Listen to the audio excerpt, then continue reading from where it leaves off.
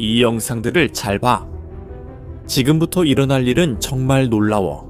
하늘에서 움직이는 저 빛나는 점이 무해해 보일 수도 있지만 사실 저건 공격이었어. 이란은 절대 공격해서는 안 될 나라를 방금 공격했어. 그리고 이번 공격은 이란이 이 전쟁에서 저지를 수 있는 가장 큰 실수야. 아니, 그건 조준 실패나 사고가 아니라 의도적인 결정이었어. is the HMS Duncan and the HMS 지금 이 순간에도 벌어지고 있는 심각한 결과를 가져온 결정이었어. 당신이 이 영상을 보는 동안에도 말이야. 앞으로 몇 분 안에 그 실수가 정확히 무엇이었는지 알게 될 거야. 그리고 그 실수가 전쟁의 흐름을 바꿀 수 있는 이유를 알게 될 거야. 이 실수의 규모를 이해하려면 그 전에 무슨 일이 있었는지 알아야 해.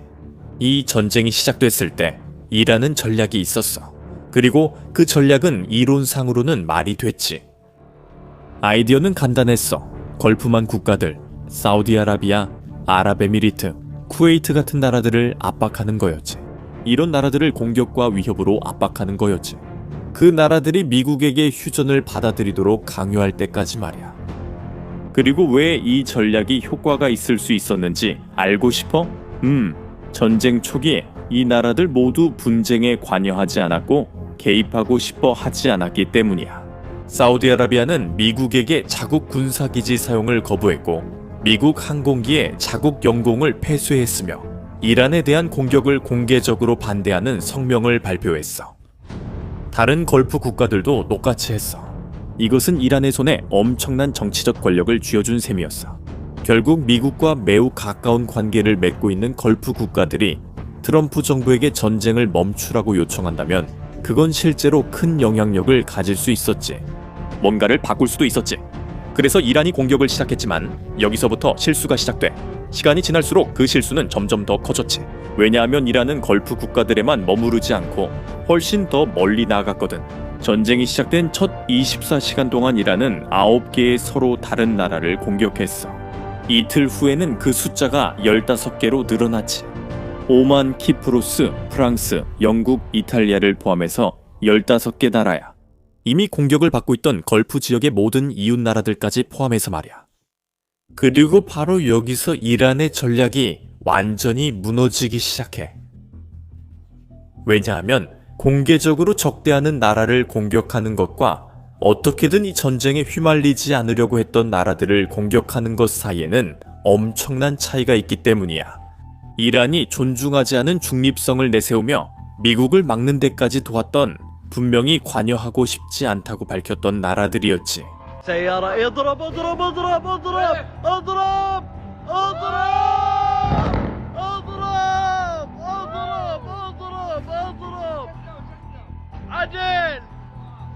가장 충격적인 걸프만 사례부터 시작해보자. 바로 사우디아라비아야. 사우디아라비아는 처음부터 이 전쟁에 관여하지 않겠다고 분명히 밝혔었지. 그들은 미국에게 자국 기지 사용을 거부했고 이란을 상대로 한 모든 작전에 대해 사우디아라비아 영공을 폐쇄했으며 테헤란에 대한 공격에 어떤 군사적 지원도 제공하지 않겠다고 공개적으로 약속했어. 그들은 중립을 유지하기 위해 할 수 있는 모든 것을 했지만 이란은 그럼에도 불구하고 사우디아라비아를 계속해서 공격했어. 미사일과 드론이 사우디아라비아 영토에 떨어지기 시작했어. 수도 근처, 그리고 나라 북쪽에 있는 군사기지 근처에서도 그랬어. 페르시아만 근처 지역, 이란 국경에 더 가까운 곳에서는 모든 공격이 요격됐어. 하지만 메시지는 전달됐고 왕세자 무함마드 빈 살만의 반응은 즉각적이었어. 그는 이란의 공격을 비겁하다고 하며 그 이유도 명확히 설명했어. 그는 이렇게 말했어. 이란은 사우디 영공이 이란을 공격하는 데 사용되지 않았다는 것을 절대적으로 확신하고 있었어. 사우디아라비아는 중립을 지키는 제 몫을 다했지만 이란은 그럼에도 공격했어. 이 때문에 왕세자는 사우디아라비아의 안전을 무엇보다 우선시하겠다고 선언했어. 영토의 안전, 시민들의 안전 말이야. 그리고 이란이 다시 공격할 경우 사우디 군대가 대응할 수 있도록 허가했어. 하지만 거기서 끝나지 않았어. 왕세자는 트럼프 대통령에게 전화를 걸었고 사우디 정부가 공식적으로 발표한 내용에 따르면 트럼프는 사우디아라비아가 대응하려는 방식에 전폭적인 지지를 보냈어. 이 전쟁에서 중립의 상징이었던 사우디아라비아가 이제는 이란에 맞서 방역을 준비하고 있었던 거지. 이란은 자신들의 가장 유력한 지역 동맹국이 될 수 있었던 사우디아라비아를 무장한 적으로, 그리고 미국의 지원까지 받는 적으로 만들어버린 셈이었어. 그리고 사우디아라비아의 경우가 이미 터무니없었다고 생각한다면 이란이 아랍에미리트에 대해 한 일을 보면 더 놀라게 될 거야. 지금부터 보여줄 숫자들은 믿기 어려울 거야. 아랍에미리트는 말 그대로 터무니없다고밖에 표현할 수 없는 방식으로 공격을 받고 있었어. 아랍에미리트 국방부는 공식적인 수치를 확인했어. 나라를 향해 발사된 541대의 드론 중에서 아랍에미리트는 506대를 격추시켰어. 그리고 발사된 165발의 미사일 중에서 그들은 152발을 파괴하는 데 성공했어. 152발의 미사일이 요격되었어. 전쟁에 참여하지 않았던 단 한 나라에서 말이야. 그리고 왜 아랍에미리트가 그렇게 많은 공격을 받고 있었는지 알아? 답은 간단해. 그들은 미국의 동맹국으로 여겨지기 때문이야. 이란을 공격해서도 아니고 테헤란을 상대로 어떤 군사적 지원을 해서도 아니야. 단지 미국과 가까운 관계를 맺고 있다는 이유만으로 그런 거야. 뉴스에서는 거의 언급되지 않지만 이런 수준의 폭격은 실제로 살아가는 사람들, 일하고 있는 민간인들에게 진짜 영향을 미쳐. 자신들과는 상관없는 전쟁의 표적이 될 거라고는 상상도 못한 채 그 지역을 여행한 관광객들도 있어. 머리 위하늘에서 무슨 일이 벌어지고 있는지 제대로 설명조차 할 수 없었던 노동자들도 있었어. 걸프 지역 여러 나라에 흩어진 수십 명의 희생자들, 수백 킬로미터 떨어진 곳에서 내려진 결정의 대가를 치른 평범한 사람들이었어. 걸프 국가들은 미국과 긴급 회의를 열고 이란 정권의 모든 행동을 규탄하는 공동 성명을 발표했어. 이란이 걸프 지역을 압박해서 휴전을 강요하려던 전략은 오히려 정반대의 효과를 낳았어. 미국에게 압박을 가하는 동맹국들이 생기는 대신 이란은 미국과 함께하는 걸프 국가들의 단합된 블록을 만들어버린 거야. 하지만 그 이후에 일어난 일은 훨씬 더 인상적이었어. 왜냐하면 이란이 중동과 아무 관련 없는 나라, 나토 영토에 기지를 둔 유럽 국가를 공격하기로 결정했기 때문이야. 그리고 바로 여기서 이 영상에 처음에 봤던 드론이 진짜 이야기 속으로 들어오게 돼. 월요일 새벽 자정쯤에 샤헤드 타입 드론이 키프로스에 있는 영국의 아크로티리 공군기지를 타격했어. 상상해봐. 유럽 땅에 있는 영국 군사기지야. 한밤중에 사이렌이 울리고 군인들이 뛰어다니고 영국 공군기지 주변 마을들이 급히 대피하고 있었어. 그리고 이 공격에서 그냥 넘어갈 수 없는 중요한 점이 있어. 이 드론의 잔해에서 러시아 부품이 발견됐어. 이 정보는 유나이티드 24에서 밝혀낸 거야. 그리고 이게 중요한 이유는 유럽 땅에 있는 나토 기지에 대한 공격이 이란산 드론으로 이루어졌고 이 드론이 헤즈볼라에 의해 레바논에서 발사됐을 가능성이 있기 때문이야. 두 나라가 한 무기의 배후에 있고 목표는 영국이야. 이 상황의 무게를 이해하려면 그 시점까지 전쟁에서 영국이 어떤 위치였는지 알아야 해. 영국은 공개적으로 이 분쟁에 참여하는 것을 거부했었어. 영국 정부는 미국이 이란을 공격하기 위해 공동기지를 사용하는 것을 금지했었어. 어제 나는 걸프 지역의 상황에 대해 이야기했고 영국이 이란에 대한 공격에 관여하지 않았다고 설명했어. 디에고 가르시아 기지를 포함해서 그곳은 장거리 작전에 전략적으로 매우 중요한 곳이야. 이 결정은 런던과 워싱턴 사이에 상당한 긴장을 불러일으켰어. 영국은 모든 문을 닫았지만 이란은 그래도 공격했어. 대응은 즉각적이었어. 카타르에서 작전 중이던 영국 왕립공군의 타이푼 전투기가 공대공 미사일로 카타르 영토로 향하던 이란 드론을 격추시켰습니다. 이 충돌이 시작된 이후 영국 전투기가 드론을 격추한 것은 이번이 처음이었습니다. 그리고 그것으로 끝나지 않았습니다.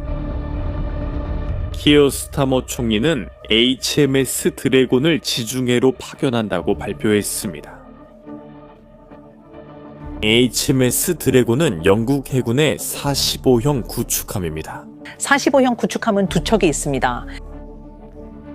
세계에서 운용 중인 군함 중에서 가장 강력한 대공 능력을 가진 함정 중 하나입니다. 그와 함께 드론 전투 능력을 갖춘 헬리콥터들도 키프로스로 파견되었습니다. 스타머 본인이 직접 키프로스 대통령에게 전화를 걸어 파견을 직접 확인했지만 이것은 시작에 불과했습니다. 영국 총리는 공개적으로 나서서 이 전쟁의 규모를 바꾼 발표를 했습니다. 그는 걸프 지역의 파트너 국가들이 영국의 이 지역 방어를 위해 더 많은 역할을 해달라고 요청했으며 영국인의 생명을 지키는 것이 자신의 의무라고 말했습니다. 영국 전투기들이 이미 공중에 떠서 이란의 공격을 성공적으로 요격하고 있다고 했습니다. 그리고 아무도 예상치 못한 부분이 이어졌습니다. 그는 이렇게 말했습니다. 위협을 멈추는 방법은 미사일을 파괴하는 것이라고.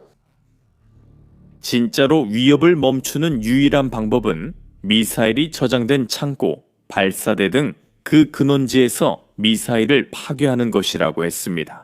미국은 영국 정부에 이란을 공격하기 위해 영국 기지를 사용하게 해달라고 공식적으로 요청했고 영국 정부는 이를 받아들이기로 결정했습니다. 며칠 전까지만 해도 분쟁에 대해 듣고 싶어 하지 않았던 영국이 이제는 미국의 이란 공격 작전을 위해 자국 기지를 개방하고 동맹국을 방어하기 위해 자국 전투기까지 파견하고 있었습니다. 이란은 키프로스에서 단 한 번의 공격으로 영국을 이 전쟁에 끌어들였지만 이란은 영국에게 일어난 일에서 아무것도 배우지 못한 것처럼 보입니다. 그리고 그 다음 실수는 영상으로 촬영되었습니다. 그리고 영상을 보면 프랑스가 왜 그런 결정을 내렸는지 이해하게 될 것입니다. 이란은 키프로스에 있는 영국 기지를 공격한 직후 아부다비에 있는 프랑스 해군 기지도 공격했습니다. 자폭 드론이 프랑스 시설을 향해 곧장 돌진했습니다. 폭발 장면은 근처에 있던 사람들이 영상으로 기록했습니다. 충돌 소리가 들리고 불덩이가 보이며 프랑스 군인들이 자기 기지에서 그런 일이 벌어지는 걸 보며 어떤 기분이었을지 상상할 수 있습니다. Wow. Wow. Wow, another one. Wow, shit. Wow. 프랑스는 정밀하게 대응했습니다. 프랑스 정부는 샤를 드골 항공모함을 지중해로 파견하라고 명령했습니다. 샤를 드골은 프랑스가 보유한 유일한 항공모함이며 전 세계에서 운용 중인 몇 안 되는 원자력 추진 항공모함 중 하나입니다. 이란은 아부다비 해군 기지에 대한 한 번의 무모한 공격으로 프랑스의 군사력을 바다로 끌어냈고 원자력 추진 함선을 자국 국경 가까이에 배치하게 만들었습니다. 그리고 프랑스와 영국뿐만 아니라 독일마저도 목소리를 내기 시작했습니다. 독일의 지도자는 지금이 동맹국과 파트너들에게 훈계를 할 때가 아니라고 공개적으로 선언했습니다. 그리고 독일 정부는 실제로 행동할 수 있는 곳에서 행동하고 싶다고 했습니다. 불과 며칠 전까지만 해도 미국, 이스라엘, 이란 간의 전쟁이었던 것이 유럽을 이 분쟁으로 끌어들이고 있었습니다. 잠시 멈추고 이 상황을 곰곰이 생각해 보세요. 지난 48시간 동안 무슨 일이 있었는지 돌아보세요.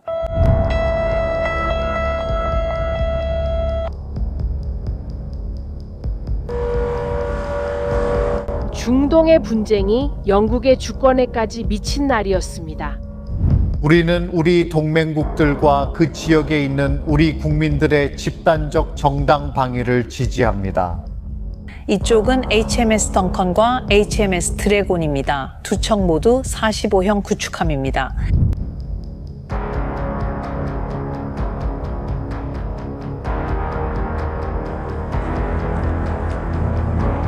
Wow. Wow. Wow, another one. Wow, shit. Wow. 이란은 단 하나의 동맹도 얻지 못했고 어떤 국가들 사이에도 분열을 만들지 못했으며 어떤 휴전도 강요하지 못했습니다.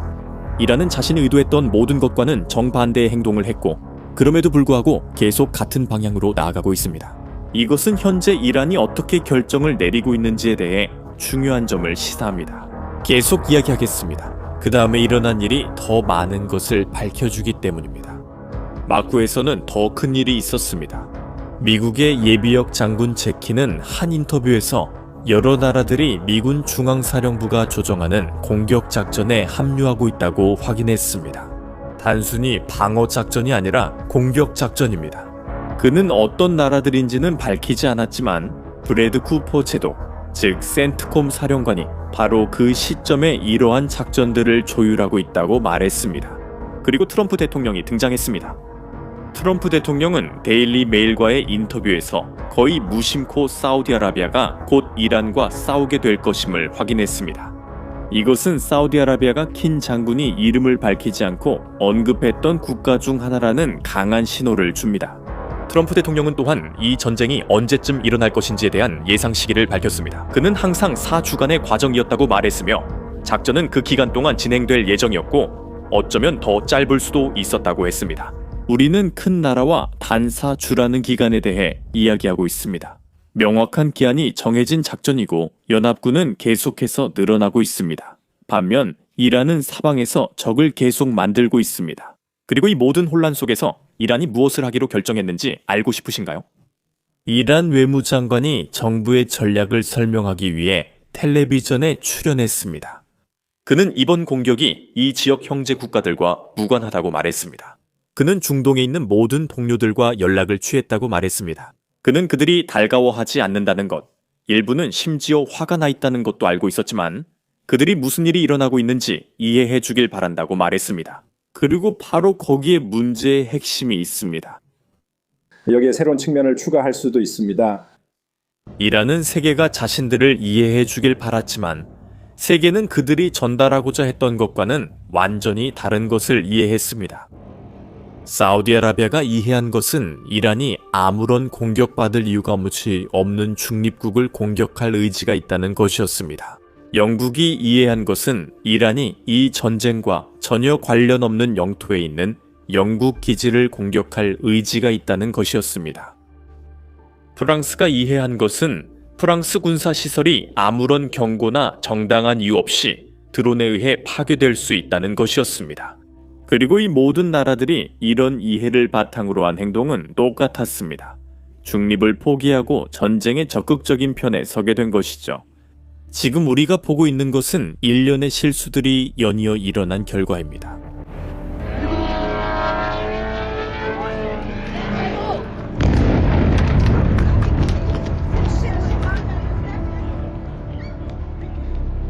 이란은 전 세계를 압박하면 전 세계가 굴복할 것이라고 믿었지만 전 세계는 굴복하지 않고 오히려 반응했습니다.